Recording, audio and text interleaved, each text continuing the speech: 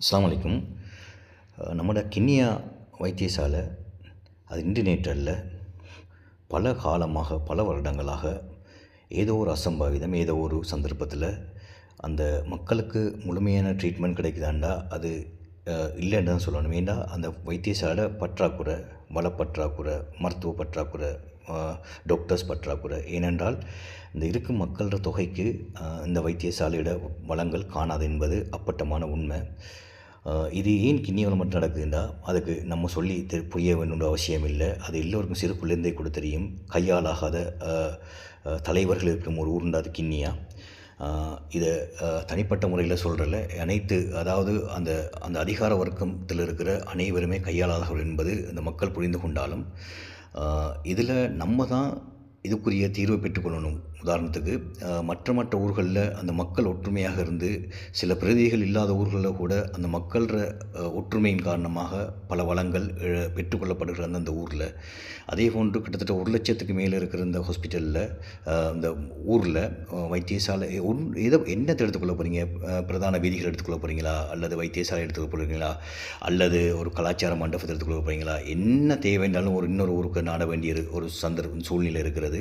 அதே போன்று இந்த வைத்தியசாலையை எடுத்துக்கொண்டாலும் அங்கேயும் ஒரு சின்ன ஒரு டெஸ்ட் எடுத்துக்கொள்றதுக்கு, அதாவது ஒரு என்ஜியோகிராம், ஹார்ட் சம்மந்தப்பட்டது, மற்ற விஷயங்கள்லாம் ஒன்று மட்டக்களப்புக்கு அனுப்புகிறாங்க, அல்லது திருகோணமலைக்கு அனுப்புகிறாங்க. திருகோணமலையிலேயும் சில விஷயங்கள் இல்லாத விஷயங்களை ஜஃப்னா ஹாஸ்பிட்டலுக்கு அல்லது குர்நால் ஹாஸ்பிட்டலுக்கு அனுப்புகிறாங்க. அப்போ அனுப்ப முடியாத அந்த ஆம்புலன்ஸ் வசதி இல்லாத சந்தர்ப்பத்தில் அந்த ஏழை மக்கள் ஒரு வாகனத்தை ஹையர் பண்ணி கிட்டத்தட்ட 50,000 1,00,000 செலவு பண்ணித்தான் அப்படியான வைத்தியசாலைக்கு செல்ல வேண்டி இருக்கிறது. நம்மட ஊரில் அந்த கிண்ணியா வைத்தியசாலையை இந்த அனைத்து வசதிகள் கொண்ட ஒரு தரமான வைத்தியசாலையாக கொண்டு வர வேண்டியது ஒரு அரசாங்கத்தில் கடமை. ஏன்னா அவ்வளோ மக்கள் வாழ்கிறாங்க.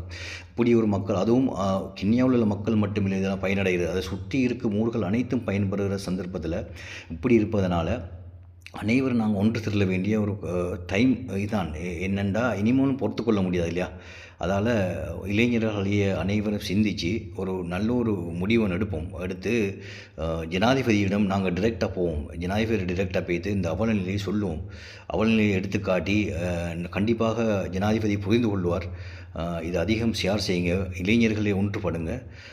நாங்கள் ஒரு டைம் ஒன்று ஒதுக்கி ஒரு குறிப்பிட்ட ஒரு ஆக்கள் ஜனாதிபதிகிட்ட கட்டாயம் போகணும். இதுக்கு சம்மந்தமாக போய்ட்டு அந்த கிண்ணியாட அவல்நிலையை எடுத்து சொல்லணும். ஏன்னா நம்மளுக்குன்னு ஒரு தலைவர்கள் இல்லை எடுத்து கொண்டு போகிறதுக்கு மேலிடத்துக்கு.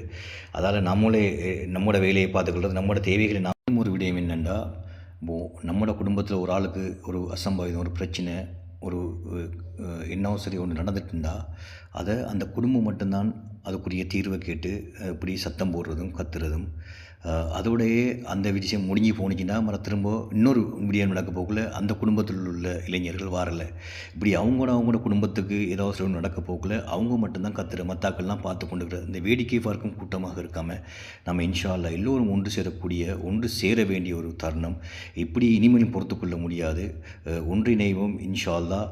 இதற்குரிய விஷயங்களை ஜனாதிபதி அவர்களிடம் கொண்டு சென்று அதுக்குரிய தீர்வை உடனடியாக பெற்றுக்கொள்வதற்கு அனைவரும் ஒன்றுபடுவோம். வஸ்ஸலாம்.